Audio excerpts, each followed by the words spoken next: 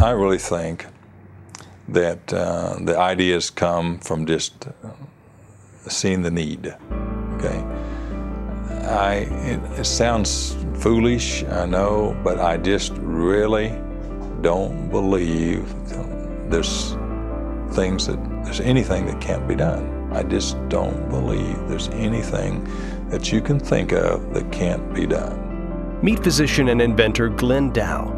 I like airplanes, and I like hot rods and motorboats and anything. Like I've told a lot of people, if it's got a spark plug, I like it. So he built his own internal combustion engine, redesigning the crankshaft from the ground up. Dr. Dow and his brother took his patented prototype to Detroit, where Tom Asmus, the head engineer for Daimler Chrysler Benz, had this to say. The neat part about this whole thing is, it's not that this is here, but it's that you and your brother thought of it. He said, "Can you think of anything else?" And I said, I don't know. He said, "Well, think about it." Okay, and so I said, "Well, okay, I mean, there's like 400 engineers out here in your shed, and looks like they could think of these things." He said, "Yeah, but they haven't." While continuing to develop his mechanism, he met with representatives from the University of North Texas Health Science Center to seek research collaboration. Just before we finished the meeting, I told him, I said, "You know, by the way, this thing would make a great heart pump." And they said, "What?" I said, "Well, it would make a really good mechanical heart pump." And they said, "Now wait, you didn't tell us anything about this." I said, "No, I didn't, but it would." The more he thought about his design, the more he realized it was a better fit as a heart pump. This realization led him to the Texas Heart Institute. Seeing the pump for the first time, Dr. Billy Cohn had this to say. "Make no mistake, this right here, right now that we're looking at is the cutting edge of mechanical heart technology." He said, "Believe it." He said, "I've seen everything all over the world." He said, "There's nothing like it." He said, "We really need to be moving along with this." Said, "We got to get some money for research."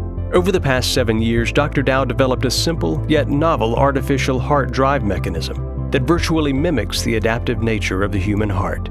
Current ventricular assist devices are plagued by durability issues, but Dr. Dow's drive mechanism could be the key to ending such problems. In the next few minutes, you'll see and hear Dr. Billy Cohn's views and opinions about Dr. Dow's patented drive mechanism for the artificial heart, known to cardiologists as the cardiac ventricular assist device. Hi, I'm Dr. Billy Cohn. I'm the Director of Minimally Invasive Surgical Technology here at the Texas Heart Institute in Houston, Texas, where I'm a member of the Heart Failure and Circulatory Support Group and an Associate Professor of Surgery at Baylor College of Medicine.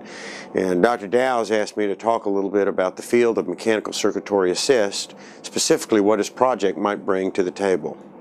In the quest for a robust mechanical replacement for the failing heart, or an assist device to assist the failing heart, a number of different strategies have been tried. The first pumps were rigid containers with inflow and outflow valves, and then some sort of mechanism to actuate a membrane going back and forth. The first ones, actually, it was a bladder that was inflated with air, and the air would come in, the bladder would inflate and force the blood out. Then it would relax and new blood would come in, and by pulsating the air over and over again, you get forward flow. Rather than use a diaphragm that goes back and forth in one-way valves to make pulsatile flow, like our own hearts deliver, the other approach has been to use like an Archimedes screw or a propeller or an impeller to create continuous flow. It still accelerates the blood, it still moves it from the failing heart to the rest of the body, which is, of course, what we're trying to achieve, but in some ways it's not very physiologic. The advantage is it's only got one moving part, there are no valves, and they seem very impervious to mechanical wear. What you give up, though, is a pulse pressure and the pulsatile perfusion to which the body is used to. And as you know, all mammals have pulsatile circulation. We've evolved over the last 500 million years with pulsatile circulation. There are probably some real advantages to it. The current devices that are available for long-term ventricular support. The implantable ventricular assist devices run about $70,000 to $100,000 just for the pump. And the implantation procedure, or I should say procedures, because many of them go back to the operating room several times, the whole hospitalization is probably close to $250,000. So these are not cheap devices, and the patient's medical care is not inexpensive. But amazingly, it's less expensive than the natural history. I mean, heart failure is endemic. There are 2.4 million Americans right now that have advanced heart failure, and 50% of them will be dead in the next 2 years. Despite that, we can only do about 2,200 heart transplants a year. That's all the donor organs we have. So really, it's the largest unmet medical need. To date, over 4,500 of those have been implanted with really good results. Unfortunately, pulsatile devices are very subject to mechanical wear. And although those devices work very, very well, they only last for about 2 years. 2 years. So if in those 2 years you find a transplant organ, the patient has his device removed and gets a new heart. But as is frequently the case, either because they're a difficult match or because of the incredible shortage of transplant hearts, the patient comes in with a device that's worn out and has to have it replaced. Sadly, these artificial valves, especially the ones that we use in these pumps, don't last forever. And the high pressures that they generate sometimes can cause them to fail, or can cause the mechanical members that actuate the pump to fail.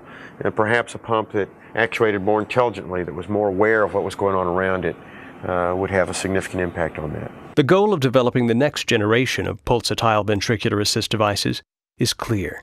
They simply must last longer.